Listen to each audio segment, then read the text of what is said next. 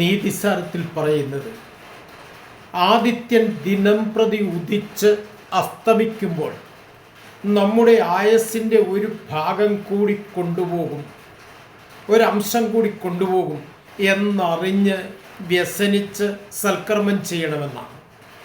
അതിൻ്റെ വശമെന്താണെന്ന് നമുക്കറിയാം. ഓരോ ദിവസം കടന്നു ചെല്ലും തോറും നമ്മുടെ ആയുസ് അത്രയും കുറഞ്ഞുകൊണ്ടിരിക്കുകയാണ്.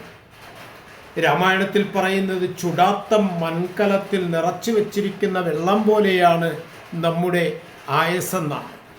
ആമ കുംഭാമ്പു സമാനമായുസുടൻ പോമതേതും ധരിക്കുന്നതില്ലായിരുന്നേ.